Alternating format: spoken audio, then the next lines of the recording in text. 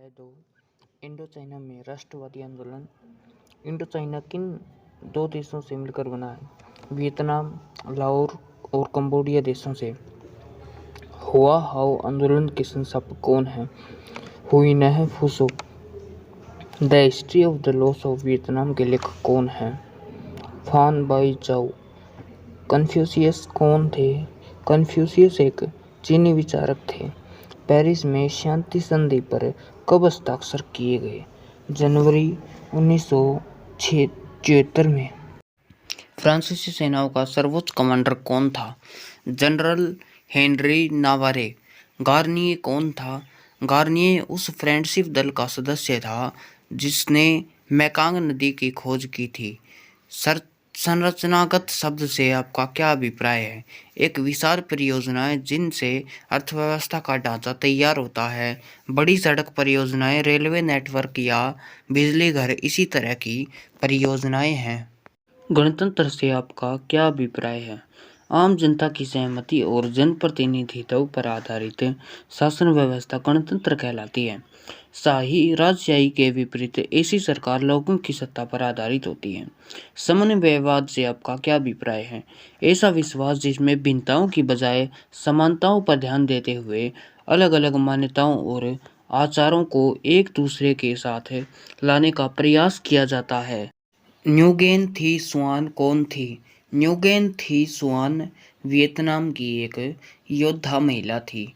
उसे महिला के बारे में बताया जाता है कि उसके पास 20 गोलियां थी, लेकिन इन्हीं के सहारे उसने एक जेट विमान को मार गिराया था। नापाम क्या था?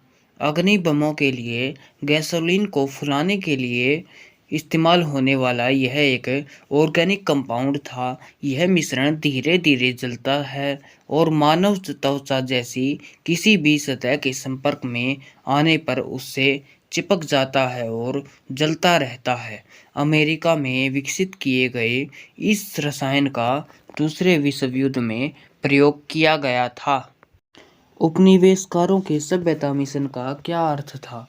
यूरोप के साम्राज्यवादी देश अपने आप को सभ्य समझते थे। उनका विचार था कि यूरोप में सबसे विकसित सभ्यता स्थापित हो चुकी थी। वे अपने अधीन देश के लोगों को असभ्य मानते थे, इसलिए वे मानते थे कि उपनिवेशों में आधुनिक विचारों का प्रसार करना यूरोपियों का ही दायित्व है और इस दायित्व की पूर्ति के लिए अगर उन्हें स्थानीय संस्कृति, धर्मों और परंपराओं को भी नष्ट करना पड़े तो इसमें कोई बुराई नहीं है। दूसरे पश्चिमी राष्ट्रों की तरह फ्रांसीसियों को भी लगता था कि दुनिया के पिछड़े समाजों तक सभ्यता की रोशनी पहुंचाना विकसित यूरोपीय राष्ट्रों का ही दायित्व है। विद्वानों का विद्रोह क्या था? 18वीं सदी के से ही बहुत सारे धार्मिक आंदोलन पश्चिमी शक्तियों के प्रभाव और उपस्थिति के खिलाफ जागृति फैलाने का प्रयास कर रहे थे। 1857 का विद्वानों का विद्रोह फ्रांसीसी कब्जे और ईसाई धर्म के प्रसार के खिलाफ शुरुआती आंदोलनों में से एक था। इस आंदोलन की बागडोर शाही दरबार के अफसरों के हाथों में थी। यह लोग कैथोलिक धर्म और फ्रांसीसी सत्ता के प्रसार से नाराज थे। प्रभावशाली लेखक और नीति निर्माता पॉल बर्नार्ड ने वियतनाम की आर्थिक प्रगति को बाधित करने वाली कौन सी बातें गिनवाई हैं?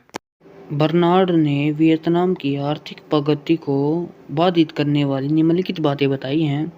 वियतनाम की जनसंख्या अधिक थी, खेती का उत्पादन स्तर कम था, वियतनाम के किसान भारी कर्जे में डूबे हुए थे, नए रोजगार पैदा करने के लिए जापान की तरह उद्योग धंधों का विकास नहीं हुआ था। प्रश्न नंबर 16, टोकिन फ्री स्कूलों के स्थापना के पीछे कौन से विचार थे? वियतनाम में औपनिवेशिक विचारों के लिहाज से यह उदाहरण कितना सटीक है? 1907 में फ्रांसीसियों ने वियतनामियों को पश्चिमी ढंग की शिक्षा देने के लिए टोकिन फ्री स्कूल खोला। इस शिक्षा का उद्देश्य वियतनामी बच्चों को पश्चिमी सभ्यता के रंग में रंगना था। इस स्कूल में विज्ञान, स्वच्छता और फ्रांसीसी भाषा की शिक्षा दी जाती थी। इस शिक्षा की कक्षाएं शाम को लगती थी और इसके लिए अलग फीस ली जाती थी। इस स्कूल में छात्रों को पश्चिमी लोगों जैसा दिखने के लिए उकसाया जाता था। बच्चों को छोटे छोटे बाल रखने की सलाह दी जाती थी। वियतनामी पारंपरिक रूप से लंबे बाल रखते थे। इस बात से पता चलता है कि फ्रांसीसी उपनिवेशिक वियतनामी लोगों की मूल पहचान को समाप्त कर देना चाहते थे। वियतनाम के बारे में फान चू त्रीनह का उद्देश्य क्या था? फान बोई चाउ और उनके विचारों में क्या भिन्नता थी? फान चू त्रीनह वियतनाम के राष्ट्रवादी नेता थे। वे राजशाही के कट्टर विरोधी थे। उन्हें यह बात स्वीकार नहीं थी कि फ्रांसीसियों को वियतनाम से बाहर निकालने के लिए राजा की सहायता ली जाए।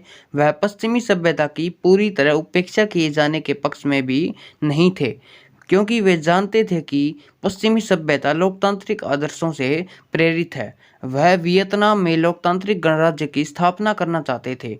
उनकी मांग थी कि फ्रांसीसी शासक वियतनाम में वैधानिक और शैक्षणिक संस्थाओं की स्थापना करे और कृषि व उद्योगों का विकास करे।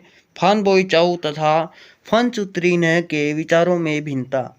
फान बोई चाउ पहले देश को विदेशी चंगुल से मुक्त कराना चाहते थे और बाद में स्वतंत्रता और आम अधिकारों के बारे में सोचना चाहते थे, जबकि फान चुत्रीनह आम अधिकारों के लिए राजशाही को उखाड़ फेंकना चाहते थे।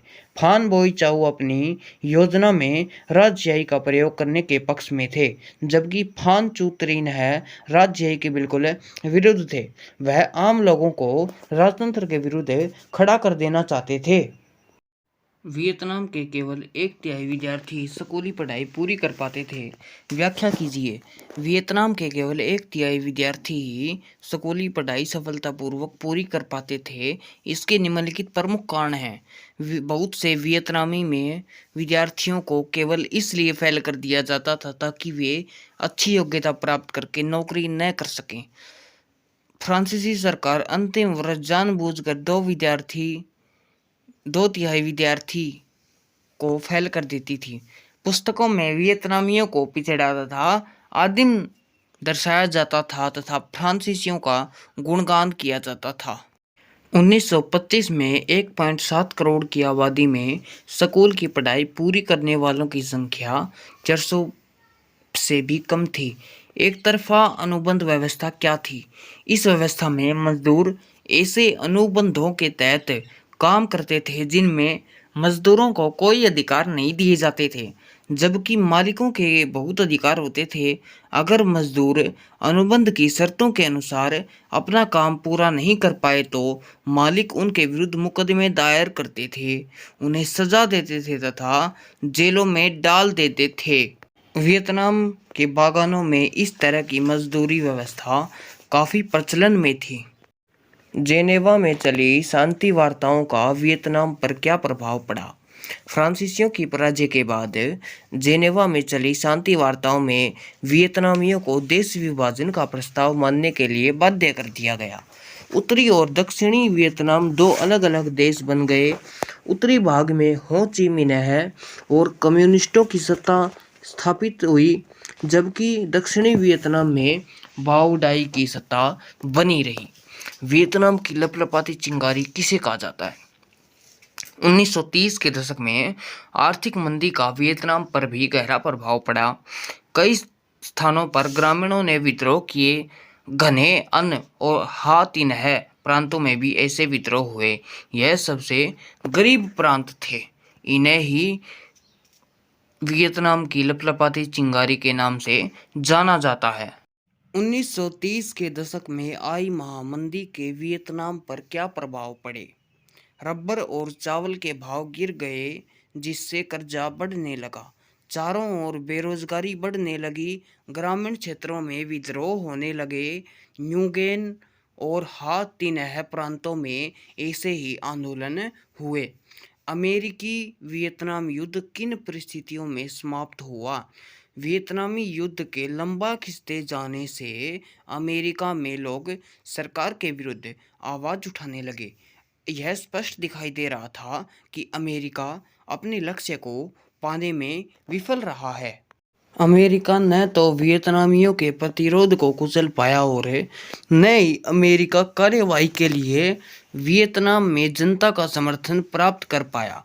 इस दौरान हजारों अमेरिकी सैनिक अपनी जान गंवा चुके थे और असंख्य वियतनाम नागरिक मारे जा चुके थे। इस युद्ध को पहले टेलीविज़न युद्ध भी कहा जाता था, क्योंकि युद्ध के हर दृश्य को रोज टेलीविज़न के पर्दे पर प्रसारित किया जाता था। अमेरिकी कुकृत्यों को देखकर बहुत से लोगों का अमेरिका से मोह भंग हो चुका था। मैरी मैकार्थी जैसे लेखकों या जैन फोंडा जैसे कलाकारों ने तो उत्तरी वियतनाम का दौरा भी किया था और अपने देश की रक्षा के लिए वियतनामियों द्वारा दिए गए बलिदानों की भूरी भूरी प्रशंसा की। राजनीतिक सिद्धांतकार नोम चोम्स्की ने इस युद्ध को शांति के लिए, राष्ट्रीय आत्मनिर्णय के अधिकार और अंतर्राष्ट्रीय सहयोग के लिए भारी खतरा बताया। सरकारी नीति के खिलाफ व्यापक प्रतिक्रियाओं ने युद्ध खत्म करने के प्रयासों को बल प्रदान किया। जनवरी 1974 में पेरिस में एक शांति समझौते पर हस्ताक्षर किए गए। इस समझौते में अमेरिका के साथ चला आ रहा टकराव खत्म हो गया।